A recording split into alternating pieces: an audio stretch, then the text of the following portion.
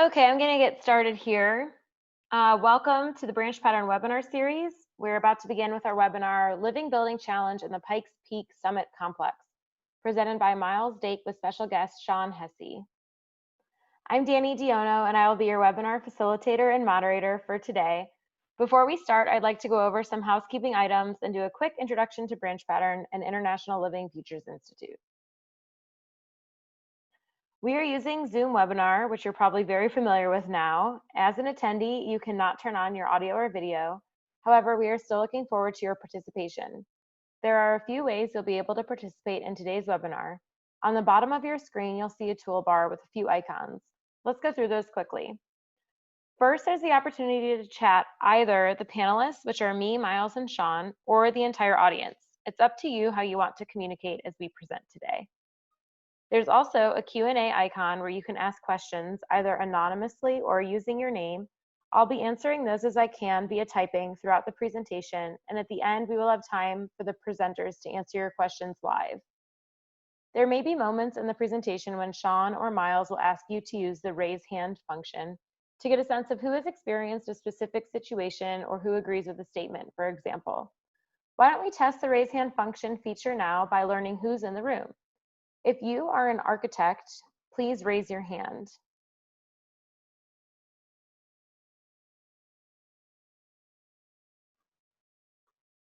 Okay, great. So we're getting about 30, I think. Okay, I'm going to lower your hands. How about an owner, a building owner?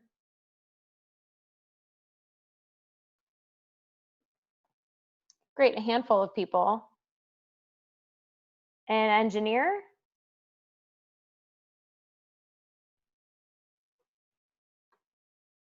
I see our fellow friends at Branch Pattern. Great, we have about a dozen, 10-ish engineers. And then how about just a consultant or a green building consultant?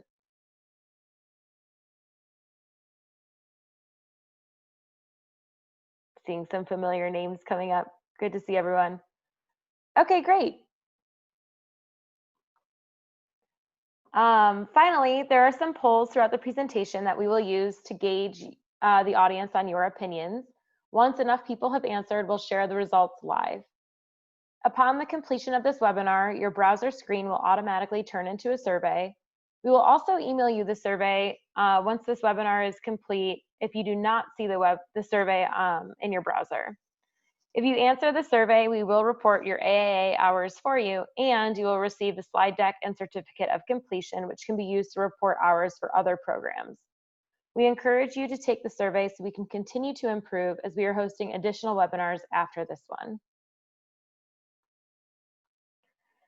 And now just a quick introduction to Branch Pattern. For those of you who may not know, we are a building consultancy of engineers and scientists. Our name, Branch Pattern, is inspired by the natural environment and how we use the natural environment to influence our design. Throughout our firm's history, our purpose has been improving life through better built environments.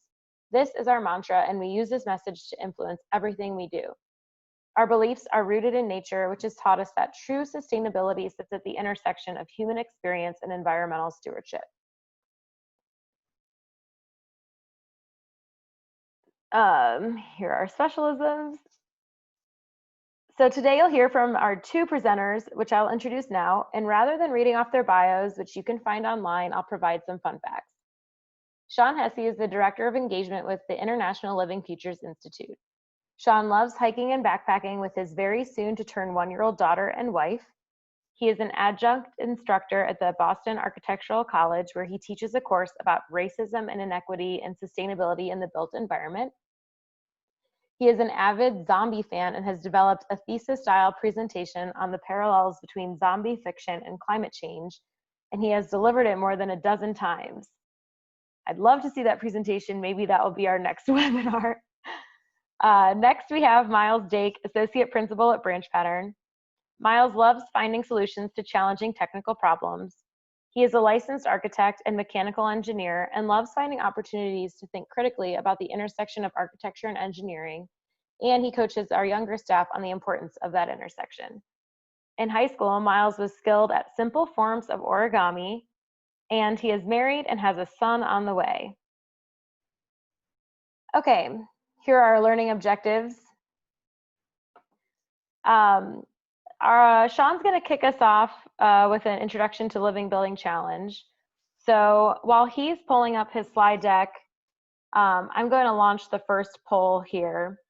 So if you don't mind letting us know your familiarity with Living Building Challenge, we have a couple options here for you to tell us how many projects you've worked on. So we have 0, but that you're currently talking to someone about a potential project, 1, 2 to 4, 5 to 7, 8 or more, and then 0, and you've never talked to a client or owner about the certification program.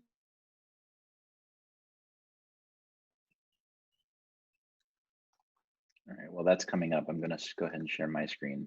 Great, thanks, Sean. Yeah. Hopefully you see this slide deck. Yep, looks great. The correct version of the slide deck, not the speaker view of the slide deck, as I've got my 2 monitors up. Yes, I could see one slide, so I think you're good. All right, cool. And we're almost done with the voting. If everyone could submit your answers. We're at about 65%, and I'd like to get to 80 or 90 if possible, so I'll give everyone a couple more seconds.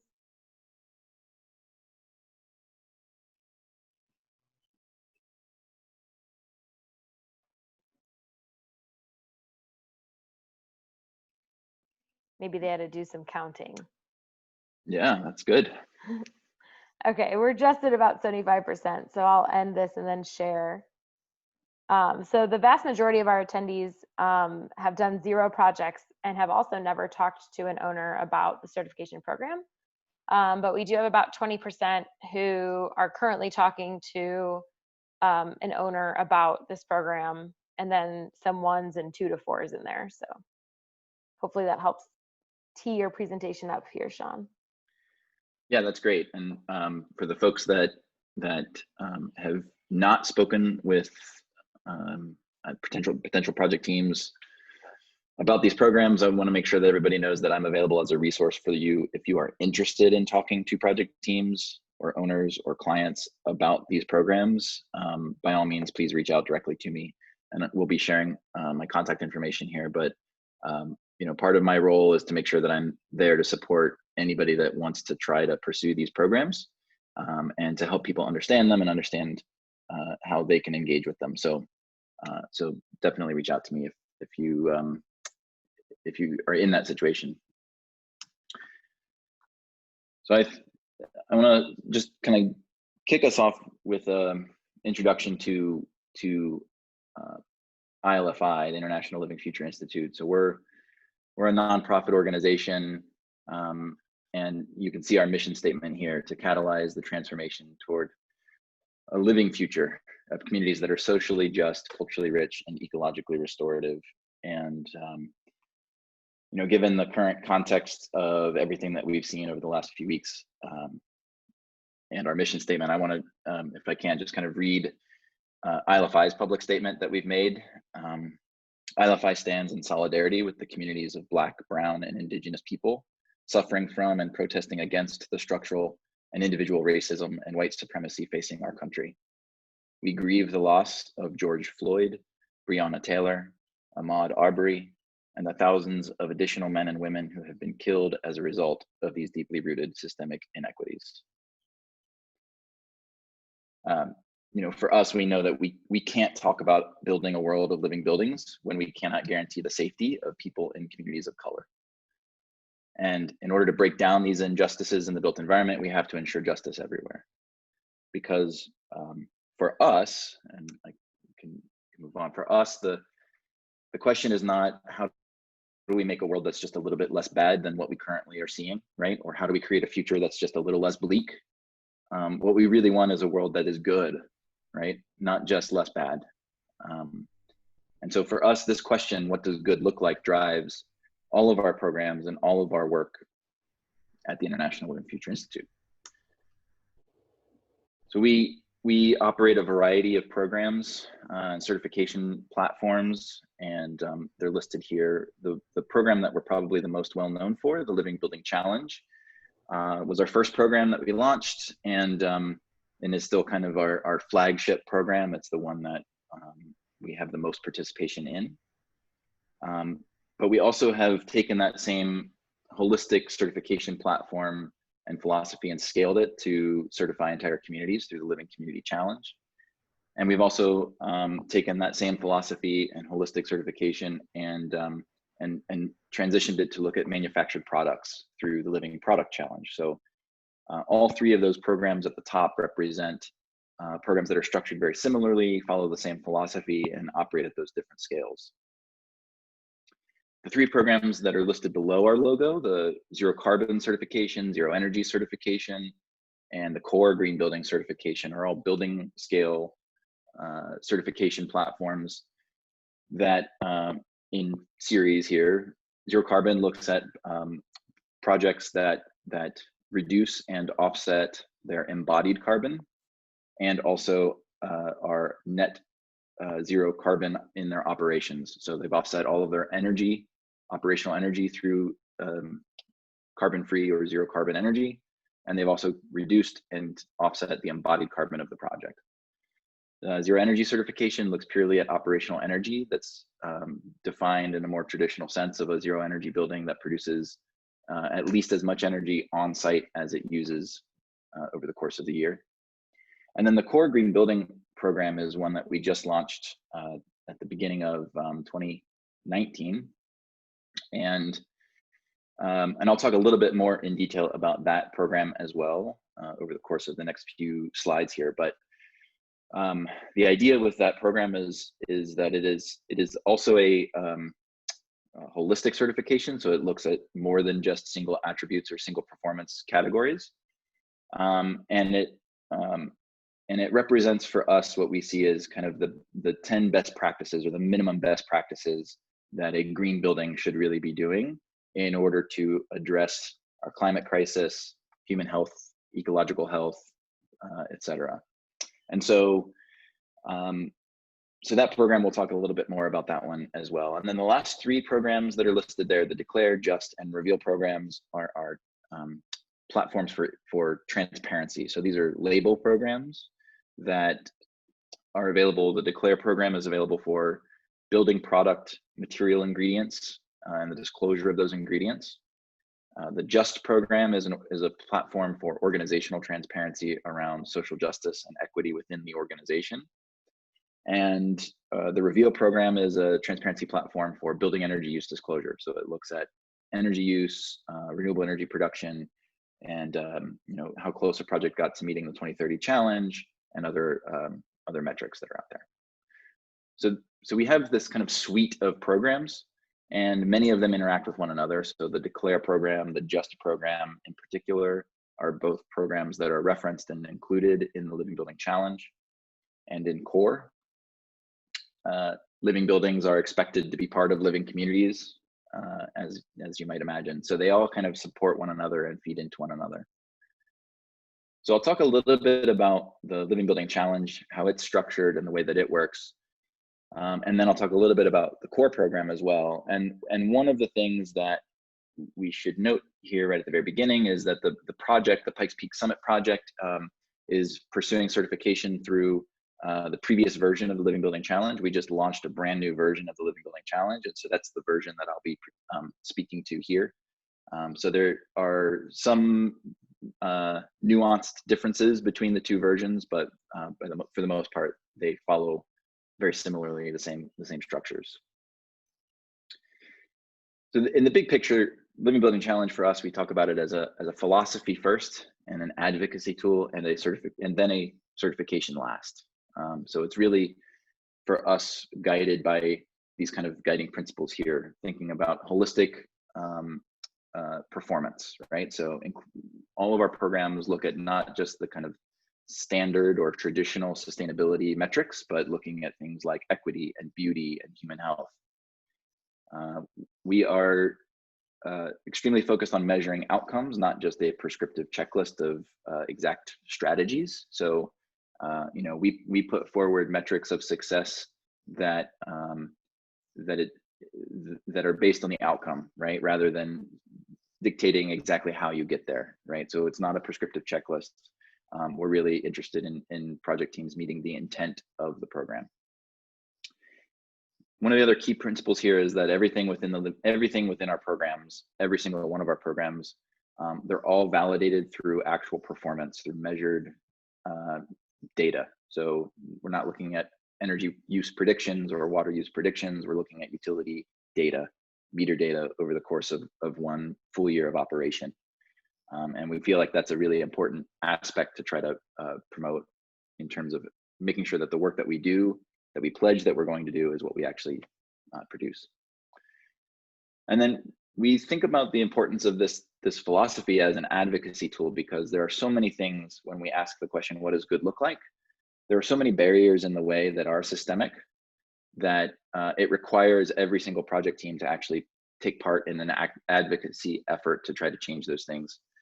You know, and when we all use a similar language, we all use a similar platform, we all use the similar objectives, it helps us to create collective voice that actually starts to then move barriers. So when we think about things, as an example, like healthy materials, oftentimes there's a temptation by a lot of organizations to create their own healthy materials framework. And what that does is it sends a very confusing message out to all the manufacturers, right? Because they're like, oh, well, this organization wants me to avoid this chemical, but this organization wants me to avoid this chemical. And this team says they only will spec these kinds of products. And so for us, you know, we have a platform that's been around since 2007 that's been talking about material health that looks at human health and ecological health and the impacts from those chemicals. So everybody using that same language and avoiding those same chemicals helps us to have a bigger voice when we do that advocacy work. The last principle here is that all of our programs are evolved through the application of the program. So we are in direct dialogue with project teams who are using our programs at all times. And so every project that goes through the process helps us to improve the program, helps us to create additional applications and you know, application guides, alternative pathways, exceptions, etc. And so when I mentioned we created this brand new version of the Living Building Challenge, that was developed after we you know, were in consultation with project teams and learned the lessons, the barriers where the program itself was getting in the way, frankly, in a lot of times in terms of actually making change. And so we've eliminated a lot of the things that used to be perhaps bureaucratic barriers or workload barriers that you know, we saw weren't having the kind of impact that we knew we needed to have.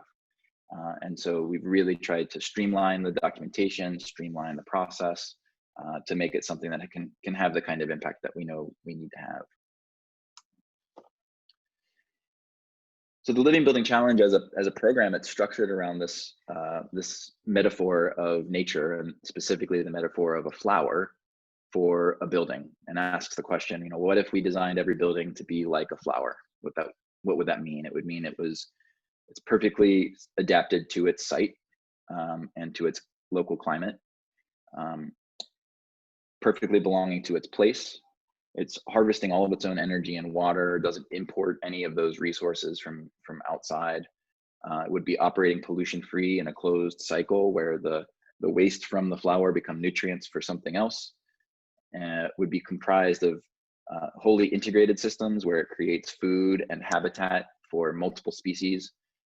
It is beautiful and it is equitable, right? Able to be enjoyed by all, right? And so for us, when we take that same kind of big picture philosophy and then we structure that into a rating system and a program. So we follow that same philosophy forward and use this idea of petals to help organize the way that the program is structured. So these 7 primary impact areas or primary categories we call petals. So you can see place, water, energy, health and happiness, materials, equity, and beauty. And within each of those petals are a variety of individual metrics, which we call imperatives. And we call them imperatives intentionally because they are required. There's no kind of picking and choosing. You know, we're gonna pursue this indicator. We're not gonna pursue that indicator.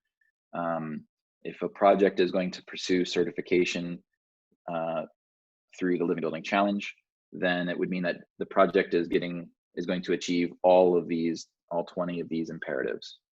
And you can see, so some of these imperatives, I can touch, briefly. I'm not going to go into too much detail, but you can see things like net positive water, net positive energy, and net positive waste, right? Part of what we're talking about with those three in particular is really focusing on making sure that projects are giving back more than they are taking, right? So in net positive water, we're looking for project teams to capture all of the water that they need for the entire demand of the project through either rain or surface water or groundwater that they then demonstrate is being recharged at a rate higher than what they are withdrawing. So that means cleaning the water on site, that means treating the water on site, and making sure that your project is operating in balance with the water cycle in a way that actually cleans more water than you're taking away.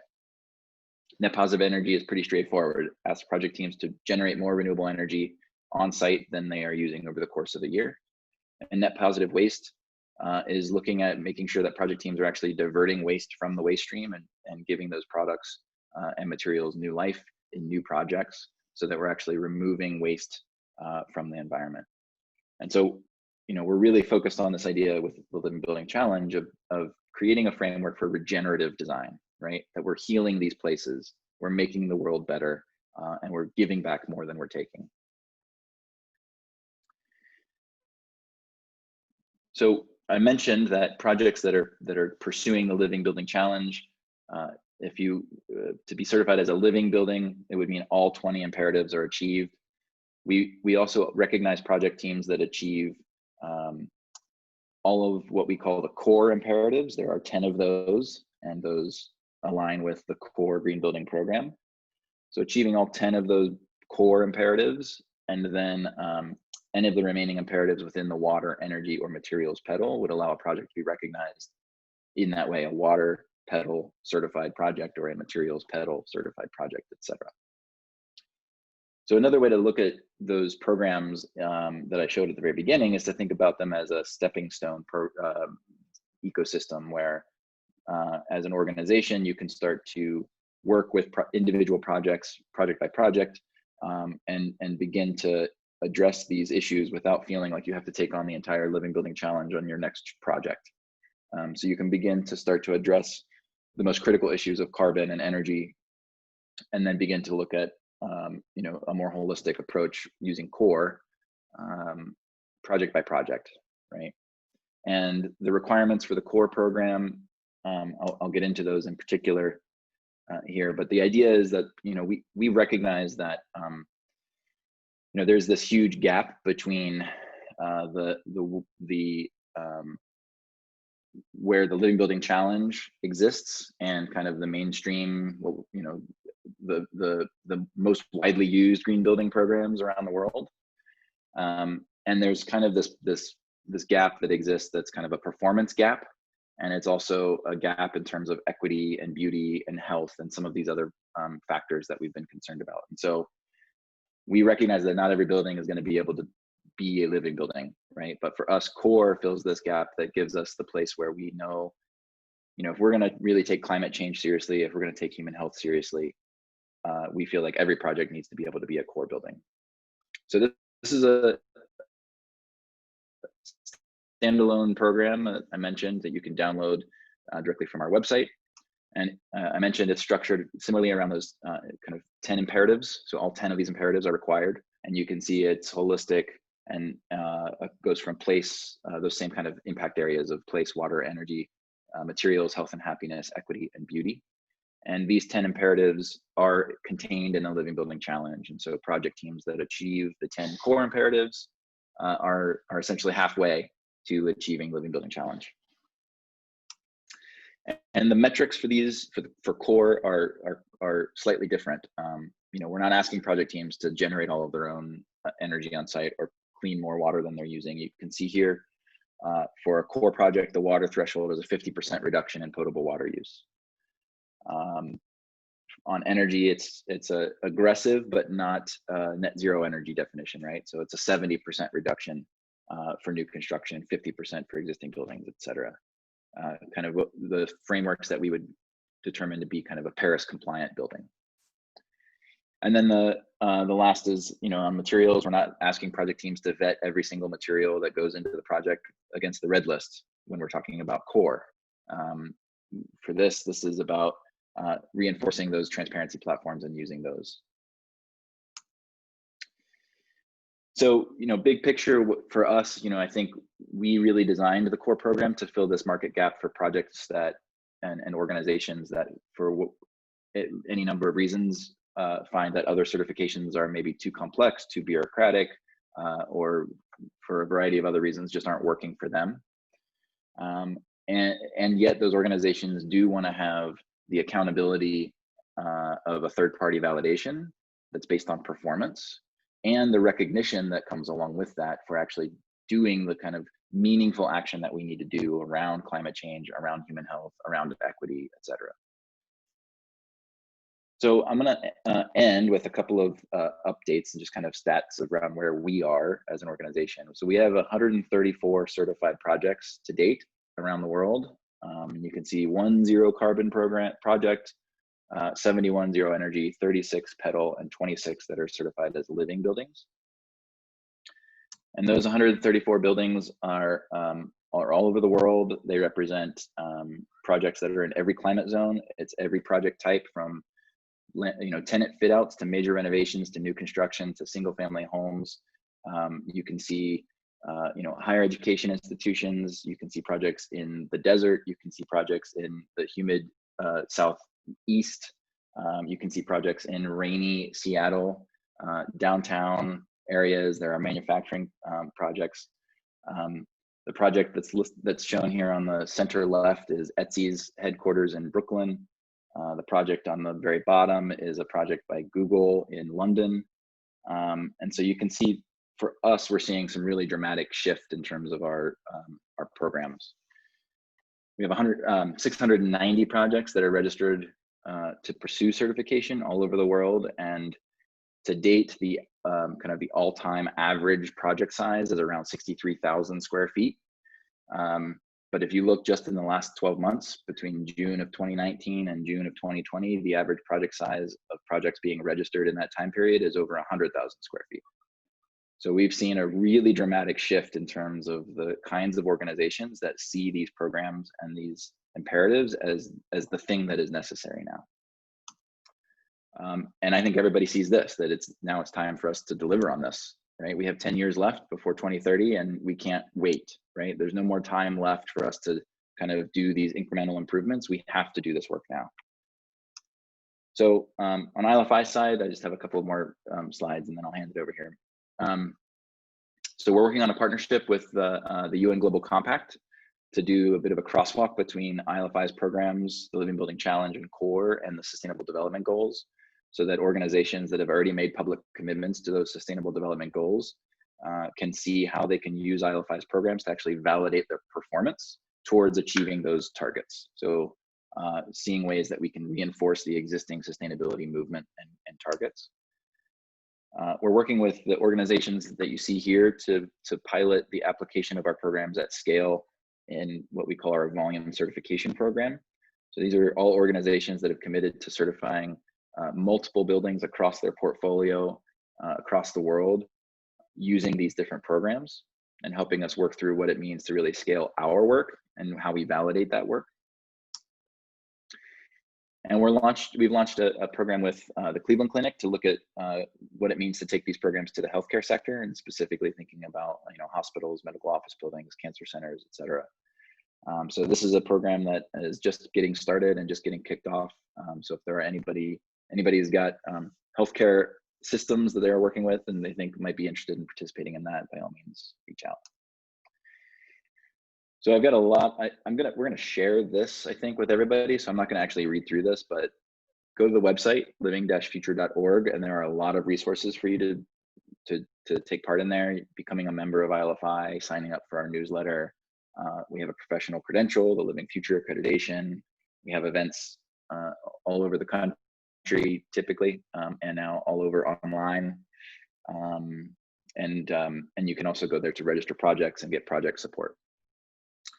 And lastly, there's also additional support that my team in particular can provide if there are project teams out there or individuals out there that want to pursue kind of custom education workshops, custom project charrettes to really kick the project off and get everybody excited to pursue these programs, assessing a development portfolio for potential candidate projects, feasibility studies, and even kind of firm-wide leadership training or training of staff. So I know I kind of threw a lot out there at the end, so I'm going to share my email address, and I hope everybody like screen captures that if they want that and can take that. But I want to make sure that I turn it over to Miles, let Miles walk us through the project as well. So thanks, and then we'll hopefully have some time for questions too. Thanks, Shawn. I also put your email address at the end in the Q&A section, so cool. People have a chance to write it down again. Cool, and I'll try to flip over to the Q&A now and see if I can answer some questions in the chat too. Yeah, that's a great reminder. If you do have questions that are coming up, make sure you type them into the Q&A icon down there in your toolbar, and we'll answer those through typing during the presentation and also at the end through a live Q&A. Great. Can you see my screen here? And it is in presenter mode. Let me switch those over then here. How's that? There we go. Still in presenter mode there? Nope. Okay, it's perfect. Good. Great. Okay, well, let's get rolling. Thanks a lot, Shawn. Yeah, this program and ILFI has been really, really helpful in our efforts, specifically for the Pikes Peak project. So it's great to have Shawn here, and his involvement here and being able to present with us today just shows how much ILFI is involved throughout the process, even throughout the design process. So when he says, hey, we have availability to help, he and their team really means it. So if you're interested, please do reach out to them. They are a fantastic resource for kind of walking us through to deliver on these promises that we've made. So before I just jump right in, I do want to mention throughout this presentation, I'll say we a lot. I may even say me. And what I mean when I say me or us or we is this design team. This was a complete team effort here. So I'd be remiss if I didn't mention all of these individuals who had huge contributions to the success of this project. Branch Pattern had a small piece in it, and it took this whole big team to kind of make this a success. So wanted to make sure I pointed that out before I got too far into this. So if you hear we, I hope you hear all of these people in this. And also our owner. This was a really exciting experience that we had 5 different clients on the project, and I was concerned that it was going to be difficult because one client is hard to get a project of this complexity through all the way to the end, and we had 5, and it just shows just the dedication that this ownership team had to hit these goals that we set forth really early on. So wanted to make sure I pointed them out, and just kudos to that group for creating such a special opportunity on top of this mountain. So Pikes Peak is a mountain I'm sure a lot of people are familiar with this project. I'm sure a lot of people are familiar with this mountain. It's very well known. It has been inhabited by people for over 100 years. So what the way that it started out was Pikes Peak was to be conquered, basically. It was a challenging mountain to get up to the top of. And the goal of people getting to the top was to conquer it, to kind of take it over. And I bring that up just to draw a difference in how the original project was intended and how the new project is supposed to be be different from that. So we'll talk about that in a little bit, but just keep that in the back of your mind. It was kind of a way to be conquered. Here are our populations, or the number of visitors that we see at the top of the mountain. You can see even in the 70s, there were hundreds of thousands of people coming up to the top. So this is a well-known and loved site by a number of different people from all across the world, really. So this project presents an opportunity to have people experience from all over the world a building that is integrated in with the local ecology. So that's kind of the challenge that we have, is to create something that is something that people can take and then take back to their hometown or their communities, so that this project can kind of spread. So that visitation comes mainly in the summer months here, which presents another unique challenge. We don't just kind of have a steady stream of people through, so we have to plan for that. So as you go on building tours here in a couple of years when the building is open, you'll know kind of why all of our systems are sized really large. There's large gathering spaces, a lot of toilets in there, and it's just for these really high peaks to be able to meet the intent of the Living Building Challenge and accommodate all of these people. So when we first started thinking about this project, we were considering what's the ultimate model for this building. And as Shawn talked about, Living Building Challenge focuses on a flower. A flower is integrated into the local ecology.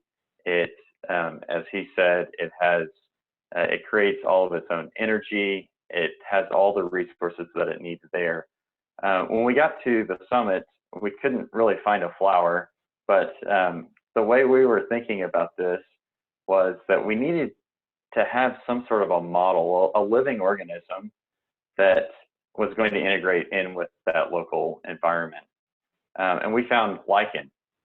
And so we kind of used that as our model. And this was our thinking, even going into sort of the interview. And when we presented this idea that lichen, our building needed to be like a living organism, the owners also had that framework. And so it was a really good meeting of the minds early on, that we kind of had this common goal of creating a living organism on top of the mountain. So Living Building Challenge ultimately created this framework for us to kind of build on this idea of a living organism that's integrated in. So first poll here, I'd love to know who all has been to the summit.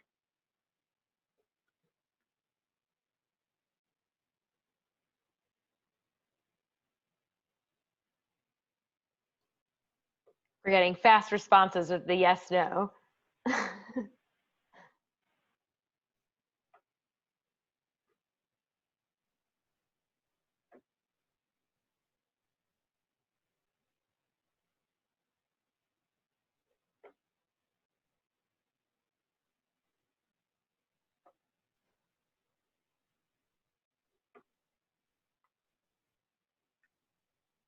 Pete is asking for clarification. I think Miles is asking about the Living Futures Summit, the national once-a-year conference, Yeah. typically held in the Pacific Northwest. All right, we'll give everyone a couple more seconds.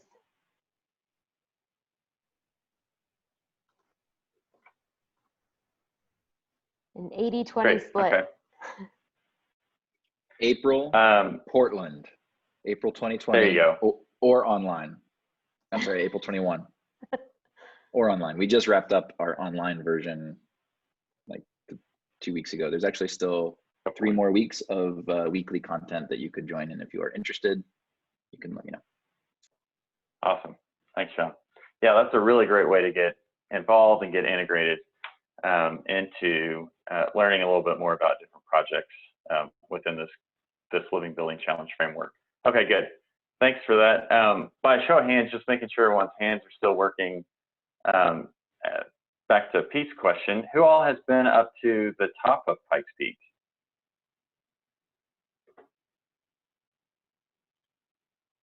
Got hands. Okay, great. 28, 20. Okay, good.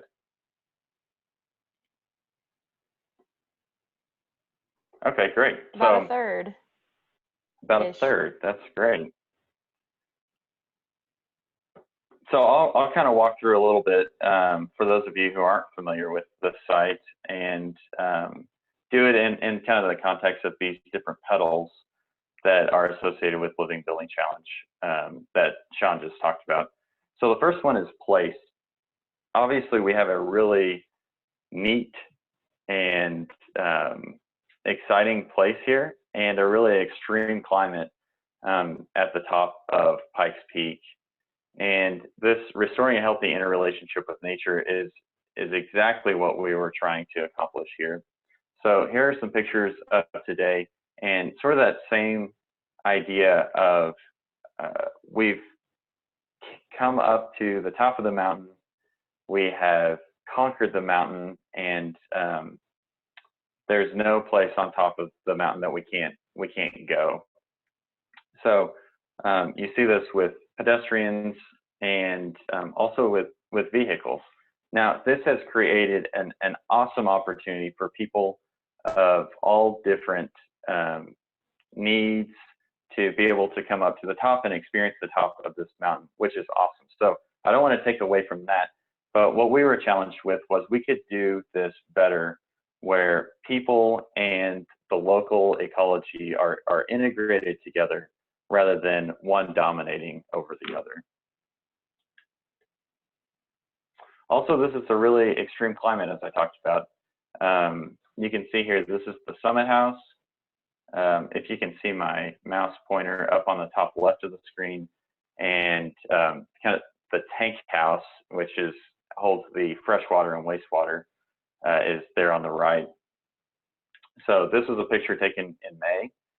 We get a lot of snow on top of the mountain, and the front door here is completely blocked. So it's a very extreme climate to be designing a building within, and one of the most challenging projects that I've ever had the opportunity to work on. So it's been really fun.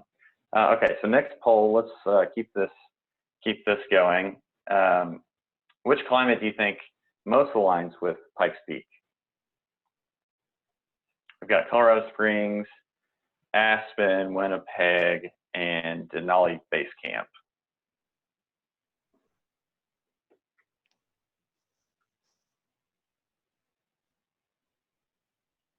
This picture helps. Yeah, this should kind of I kind of gave it away, but.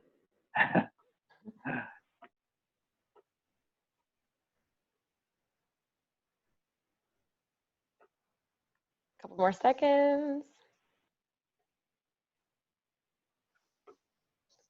Great. Got some winners there. Yeah, it is. It's Denali Base Camp in Alaska. Temperatures can get down to -30, -40 degrees. The winds up at the summit can be really brutal. So there are a lot of different factors that we had to take into account, not just from a mechanical standpoint, but from a structural engineering standpoint, architectural standpoint. It's just a really unique place. So we took cues from nature, as I talked about, to sort of create this place.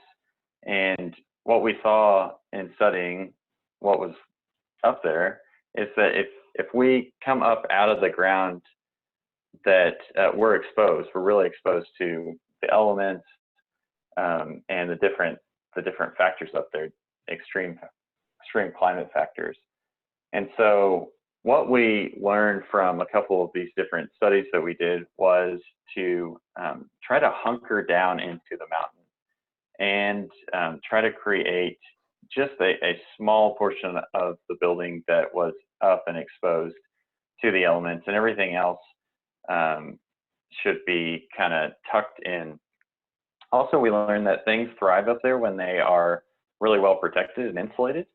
And so that was another strategy that we used, was to super insulate the building and create opportunities for light to come in and heat up the building naturally, rather than using mechanical systems to heat and cool the building. I did want to point out here just the sort of the way that we tried to create an opportunity for pedestrians, vehicle traffic, and the local living creatures to all thrive together. So we have created different car path lanes, different pedestrian path lanes, and then created these sort of sacred spaces where people should not be going. So people really should not be going through these spaces. We've created a lot of opportunities for wonderful overlooks, both at the summit house to get on top of the roof terrace, but also creating an experience for somebody to be able to come up to the top, walk around and see all the different views and kind of the glory that's out there from different points along the trail there. So that was one of the ways that we tried to integrate these two together.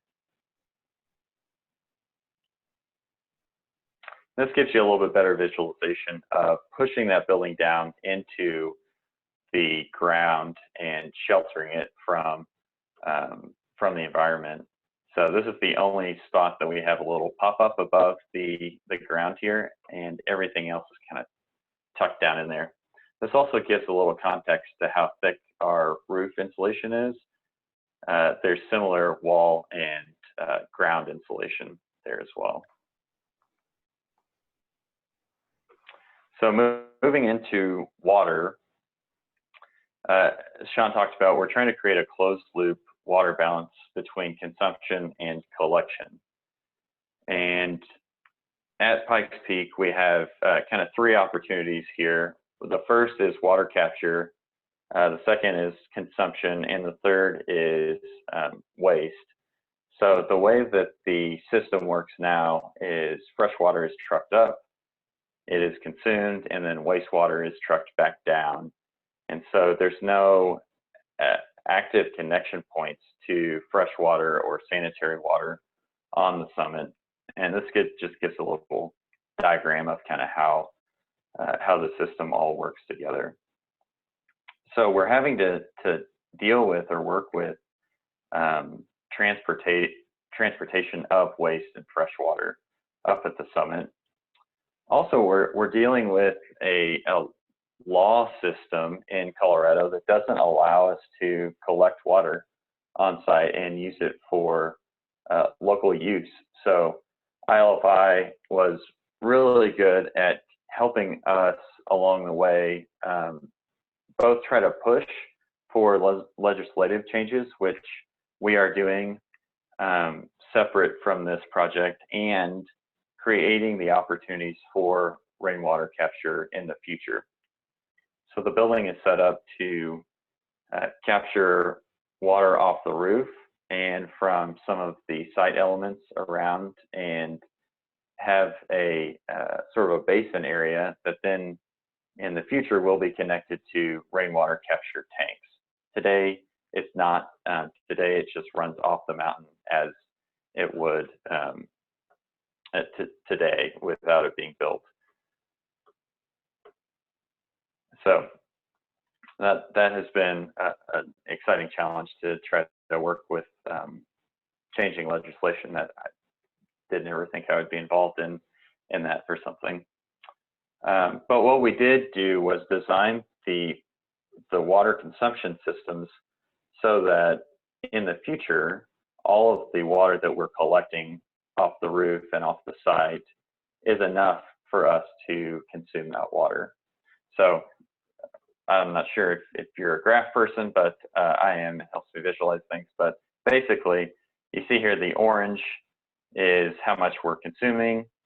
The blue is how much is falling. So without changing anything, if we just put normal fixtures and kind of did business as usual, the amount that we would consume is more than the amount that we would be able to capture. So what we found was about a 30% improvement was going to get us under that mark, but we probably needed to be more at that 50, 60, 70% savings range to be able to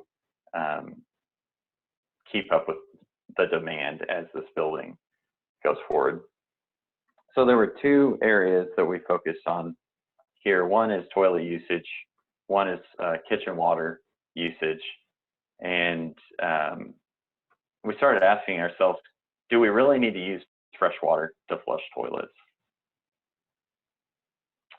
And what we found was that there are opportunities to reduce water consumption and on toilet flushing specifically. And there were a couple of different strategies. One is composting toilets, which I hope you're familiar with. If you're not, let me know.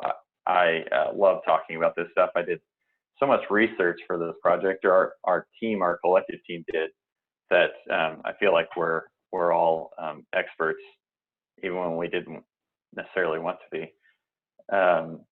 So what we found was that with this vacuum flush toilet, we were able to have a pretty a system that was really pretty simple, and it could get them through without much maintenance, and compared to a composting toilet system. So that was the strategy that we ended up using for this system, and you can see we reduced the number of gallons per flush here significantly. And here is our results from that. What we ended up finding out was that we can use reclaimed water if we treat it in a certain way to reuse for toilet flushing, and that has saved a lot of water here.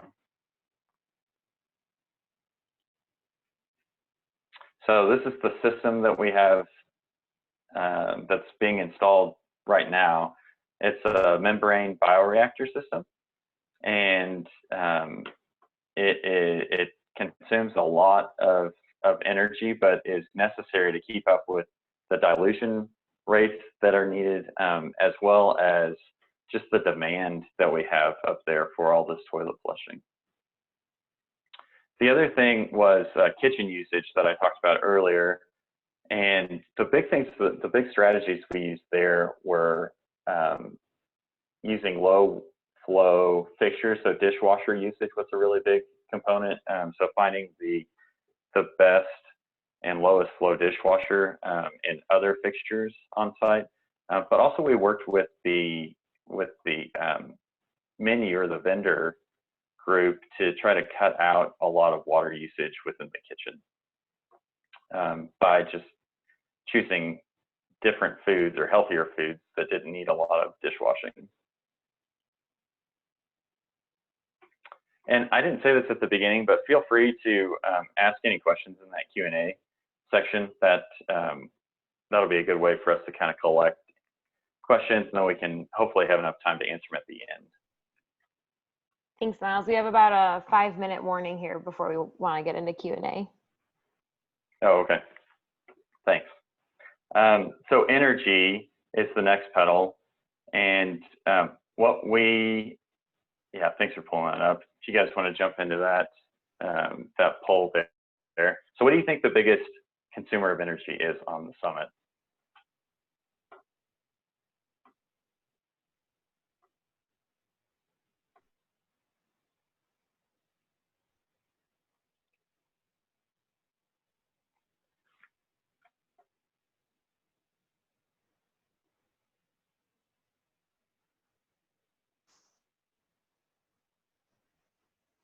We'll give it a few more seconds. Okay, I'll give the answer away just to keep us moving. But yeah, heating is the biggest consumer up there. So by super insulating the building, we were able to cut down on heating usage significantly. and also tucking the building into the mountain helped a lot. Here are a number of strategies that we used from a architectural system standpoint and a mechanical system standpoint to cut down on the amount of energy that we were consuming. So here's where we sit today. We have an EUI, or energy use intensity, estimate of about 92 kBtu per square foot per year, and that creates a 630 kilowatt array that we have, where we're having that system be offsite and monitoring the usage of the building and the production of that photovoltaic array. So moving into equity, the big things that we were trying to accomplish here were that the site could be experienced by everybody, no matter age, just anything that could prohibit somebody from experiencing the site differently. We wanted to eliminate that, sort of how Shawn was explaining it. So all of these different lookout points and boardwalks and experiences can be experienced by all. Here are a couple of images that kind of show that. So we have also different little nooks along the way, and kind of human experience or place experience throughout, so people can sit and learn more about the mountain, sit and talk, and just kind of be in that environment, in the space. Also, social justice, as Shawn was talking about, is very important to all of us on the team and to ILFI. So I just wanted to point out that that JUST certification is something that companies can do. Branch Pattern went through this process, and this is our JUST label, but it's a way for us to kind of gauge how we are doing, and a way for us to have a starting point so that we can learn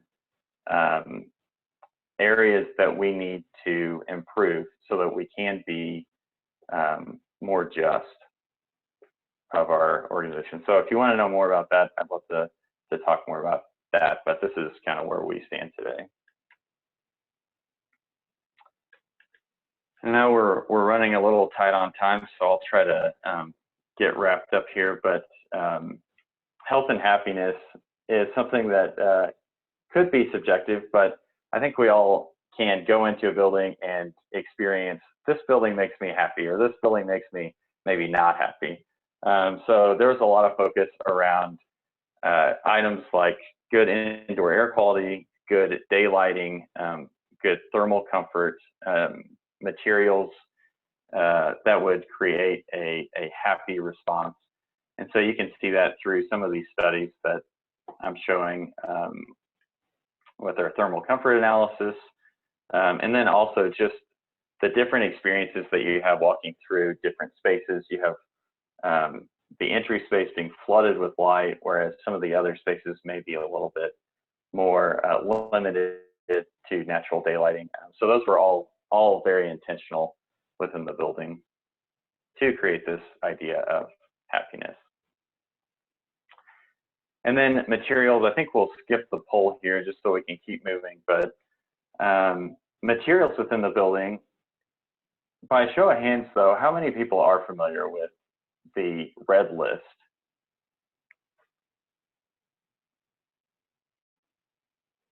Okay, awesome.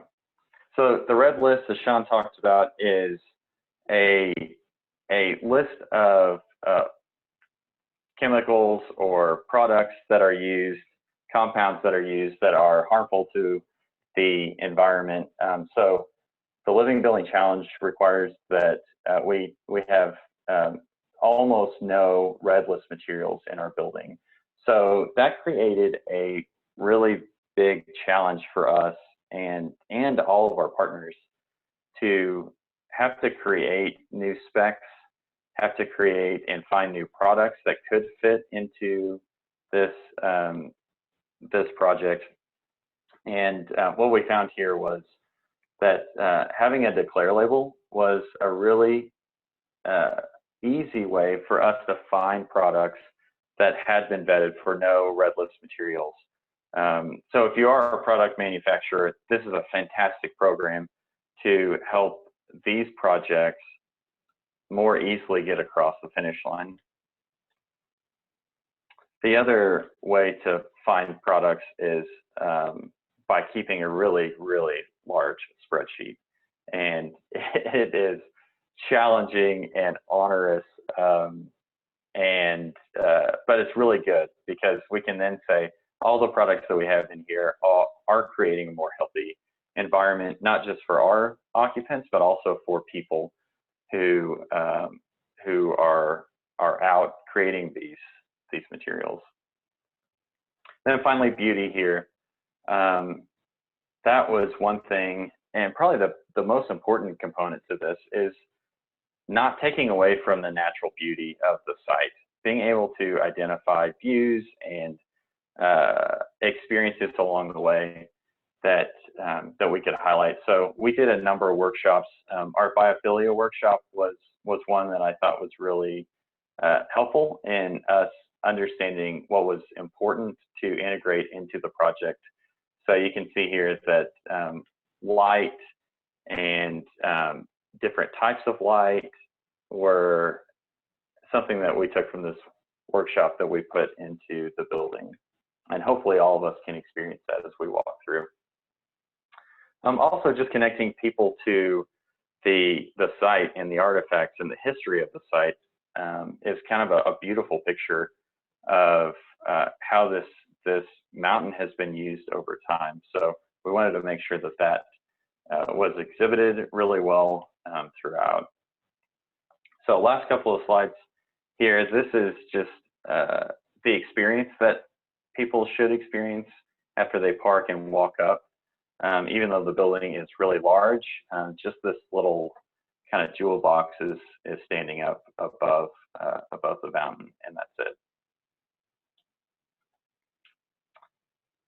This is just an overview of the site and hopefully showing again just how people and cars and the site are all kind of interacting in a way that is equitable.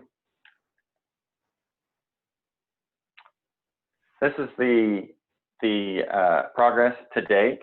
You can see we have one rendering that shows this view from the front.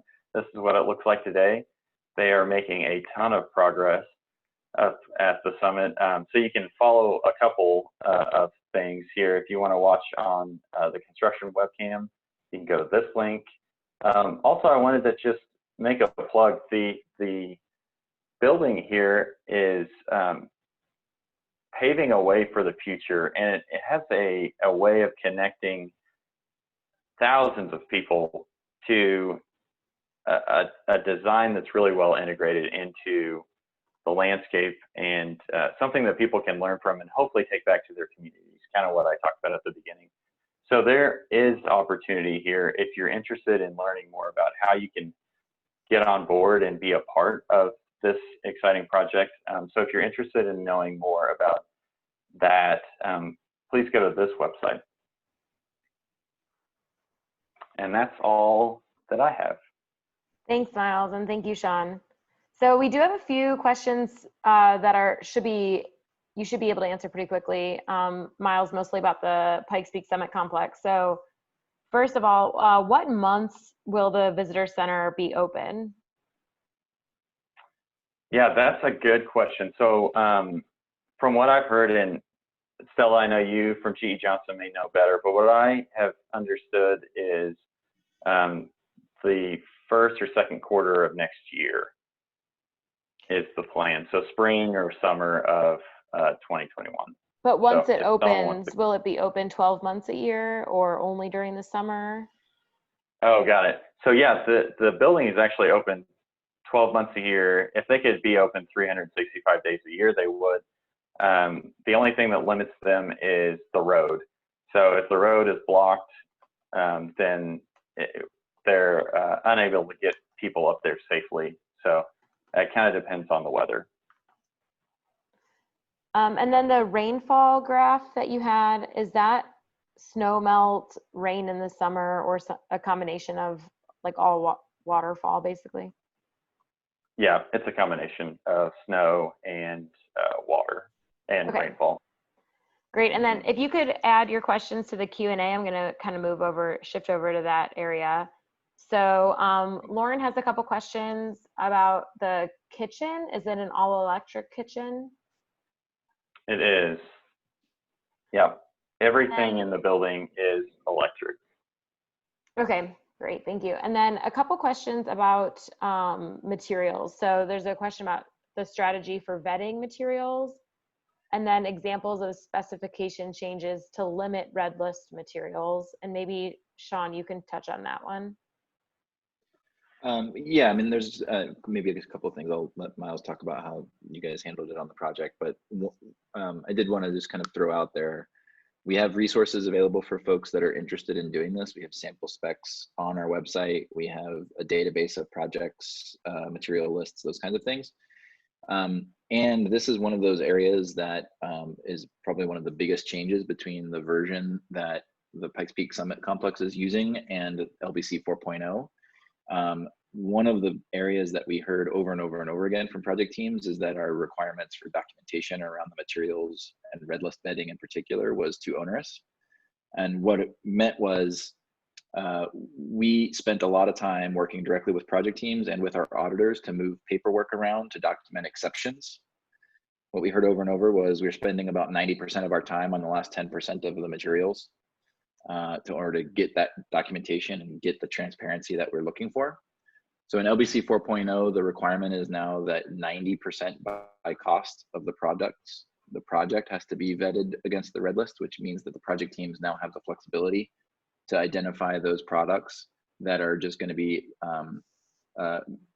time, a huge time suck and not move the marketplace, to be able to make sure that we do advocacy work with those manufacturers, but that we aren't all held up in the process in terms of, trying to document that we've made those exceptions and done that paperwork. So I just wanted to make sure, I think for folks who have heard of the Living Building Challenge or who have attempted the Living Building Challenge in the past, there are a lot of folks that have worked on projects in the past who have told horror stories about how many hours they spent vetting materials.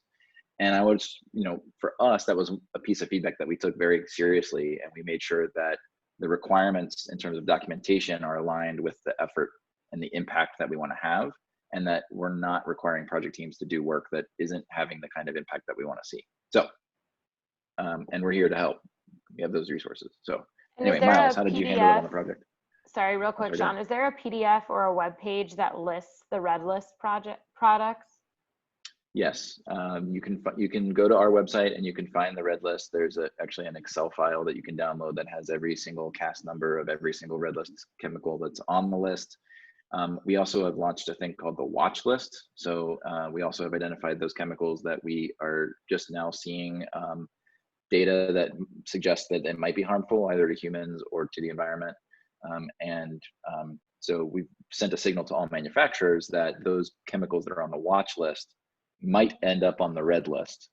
And so it's kind of giving all of the manufacturers a signal that they should be starting to think about how to design those products differently. And the Declare database, as Miles mentioned, is a great resource for any design team in general. That's publicly available to anybody, and you can use that to help select materials for any project, regardless of whether it's pursuing LBC or not. Great, thank you. Yeah. So the only thing I would add on to what Shawn was saying was vetting materials was a really difficult part of this project. So our process usually was starting with the Declare label materials, and if it's not on the Declare label, then moving to the manufacturers that we do typically specify or manufacturers that we have good relationships with. But what made it difficult was working with those manufacturers to actually physically get us all of the different chemical compounds in their designed product. for us to vet through. So it really took a commitment on our manufacturer's part to put that information together for us. So it was really just a